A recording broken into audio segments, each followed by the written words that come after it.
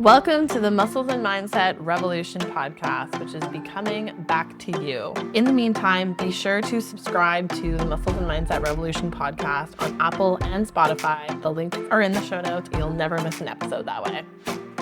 Welcome to Back to You, the podcast for high-achieving women who are tired of abandoning themselves just to keep everything running. I'm your host, Ann Jones, certified life coach and mentor and nervous system educator. For 17 years, I helped women build stronger bodies and sustainable habits. But what I discovered is that most women don't struggle with knowing what to do. They struggle with staying with themselves when life gets intense. Here we talk about nervous systems, self-trust, and calm consistency so you can stop overriding yourself and finally build a life that actually feels as good as it looks. No hustle, no self-pressure, just the skills that help you come back to yourself. Let's dive in.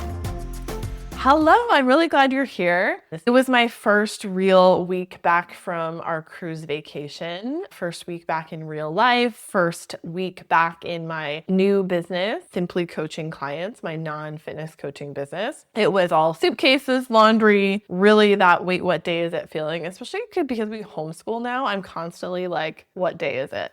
You know the vibe, right? And it was also my first week working as a one-on-one coach with my first cohort in this new chapter. I, of course, have coached one-on-one clients for several years since becoming a life coach and mentor in 2021, but it's my full-time gig now, which is really exciting. One of the beauties of coaching high-achieving women in this niche in our demographic is that I get to see inside so many beautiful brains. And so I would like to talk about something that I see constantly. If you are a high-achieving woman, a mom, perhaps perimenopausal or premenopausal, overstimulated, running hot, trying to keep your life together, this will probably hit.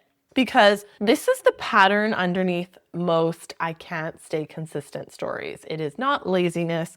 It is not a lack of discipline. It is not that you are bad at routine or structure. It is decision debt. And decision debt is the invisible reason you keep making I'll do it later deals with yourself until your body stops believing you. What decision debt actually is. Decision debt is what happens when you keep deferring tiny promises to yourself. It sounds harmless. I'll work out later. I'll go for a walk after lunch. I'll start tomorrow. I'll meal prep on Sunday. I'll do it when I have more time. I'll do it when I'm feeling more motivated. I need more motivation. And each of these is very small, but they stack and compound. And here's what nobody tells you. Your nervous system keeps receipts. Your body learns your patterns. So when you say, I'll do it later, and later never happens, your body starts to treat your promises to yourself like noise. And when your body doesn't believe you, it protects you with procrastination, with exhaustion, with avoidance, with I'm too tired. Not because you're lazy, but because your system has learned your word is not reliable. And that is what I mean when I say decision debt. It's debt because you keep borrowing from your future self in order to avoid discomfort right now. And then you wonder why your future self is tired, resentful, and unmotivated. Let me walk you through the exact loop, especially if you're the kind of woman who says, I know what to do. I just can't seem to do it consistently. Here's the loop. You wake up tired. Probably because you went to bed too late. You negotiate with yourself, just 20 more minutes. Movement gets bumped to later. Later becomes tomorrow. Tomorrow becomes months. And then you feel disappointed and call it a motivation problem. I'm just not motivated. But it is not a motivation problem. I've talked about motivation before, and I can do a whole other podcast on how I almost think motivation is not real. Motivation is only accessible when we are in tune with ourselves. And when we're not in tune and we never rest or slow down enough to build motivation, or we don't even know ourselves well enough to know what our desires are, of course we're not going to have motivation. So this is not a motivation problem. It is the slow erosion of self-trust, because every time you make a deal with yourself and break it, you're teaching your body we don't follow through. And your nervous system responds with, cool, then I'm not going to mobilize and waste energy for this, because energy is expensive. Your brain has 3 jobs: keep you alive at all costs, survival and safety; constantly scanning for threat, trying to keep the body safe. Number 2, conserve energy. I just said energy is expensive. So it's prioritizing efficiency to conserve energy because energy is metabolically expensive. The brain itself uses roughly 20% of your body's energy. So it's always trying to create habits and avoid unnecessary discomfort. And the brain's third job is to avoid discomfort and pain, to minimize threat. The brain prefers familiar comfort over unfamiliar effort. So if something feels uncertain, risky, or emotionally uncomfortable, nervous system, because brain is one of the parts of the nervous system, will often steer you away, even if it's good for you long term. So all that to say, energy is expensive. Brain is trying to conserve energy. Your system doesn't want to spend energy on goals it doesn't trust you to complete. So that is not laziness, that's actually intelligent conservation. Let's name the real villain, perfectionism. Perfectionism is sneaky. Perfectionism is why you believe your effort only counts if it's enough, i.e. 45 to 60 minutes of exercise 5 days a week. Perfectionism is why you keep starting at the finish line. Perfectionism is why you think, if I can't do 60 minutes, why bother? And if you're nodding right now, I want you to hear me say this. That belief is the reason you're getting none. High-achieving women love to set a standard so high that it requires the perfect day and circumstances to execute it. And then they blame themselves for refusing to cooperate. But your nervous system is not refusing. It is responding accurately to pressure. Because when your standard is to do it perfectly, your system hears, that's unsafe, that's not going to happen. So it opts out. And the fix is not more intensity, it's follow-through. And this is where most fitness culture ruins women. It teaches intensity. It teaches all or nothing. It teaches more motivation. It teaches the plan. And I've been there. I've done that. You need a structure. There's lots of research that shows having a plan is more important even than what is in the plan. The one thing that actually creates consistency, which is follow through. And follow through is what makes your body trust you again. And body trust is the part that feels good. When your body trusts you, energy comes back online. Not because you're pushing harder or working harder, because you are safe with yourself again. So the goal is not fitness first. The goal is self-trust. Fitness is just the practice ground. Fitness is the tool. So here's a tiny fix that changes everything.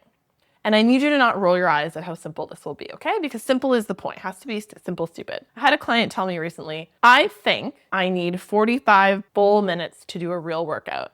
So if I don't have that, why bother? So she was getting none. And I'm saying that one client said this to me recently, but I have had dozens of clients say this exact same thing to me over the past 17 years. So I didn't fix this with a motivational speech. We fixed it with a plan so stupid simple that her nervous system could not believe it. But when it's simple, you're gonna get on board.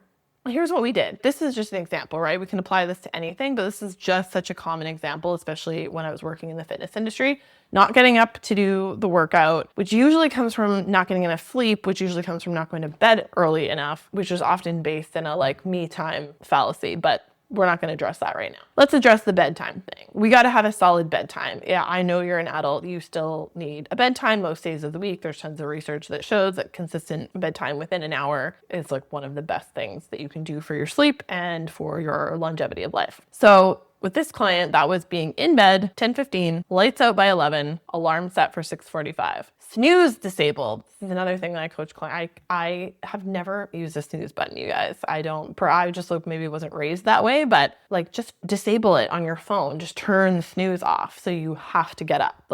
Just don't do it.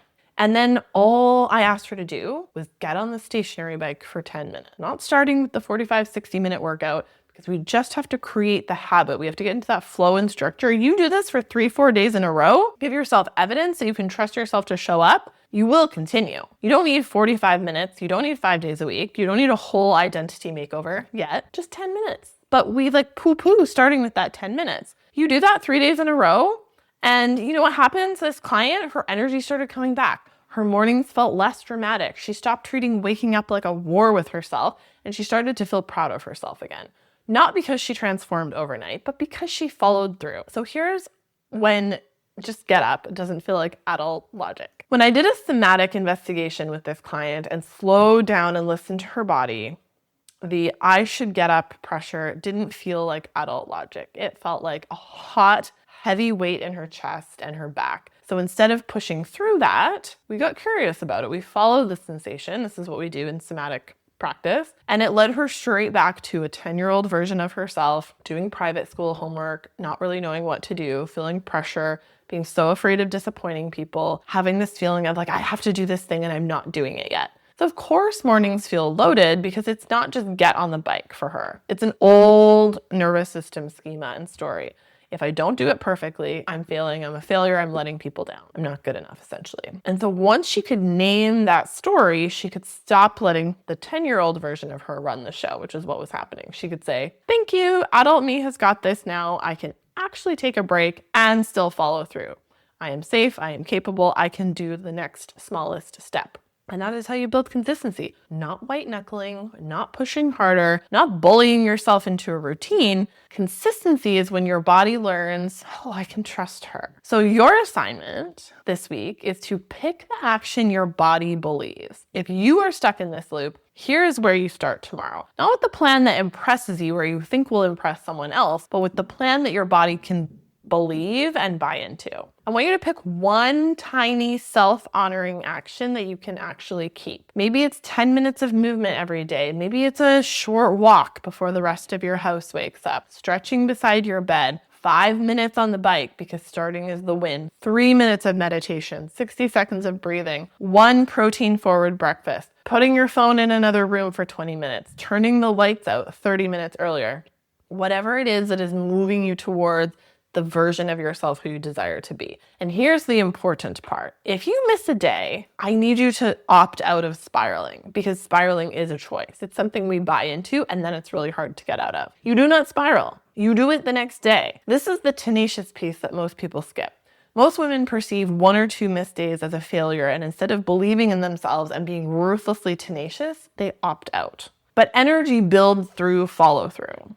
Even imperfect follow-through, especially imperfect follow-through, because that is how self-trust is rebuilt. Let me leave you with this. You are not bad at consistency. You are just carrying decision debt. And the way out is not intensity, it's proof. One tiny promise kept again and again and again. If this hit, I have a brand new free email experience for you. It is for the woman who's done starting over and wants to rebuild self-trust without more pressure. I will put the link in the show notes. I'm so excited about it. And if you want more personalized support, you can always book a tune-in session with me. If you enjoyed this episode, it really helps if you can please give the show a 5-star review so that more women can find it. I so appreciate you being here, and I will see you next week.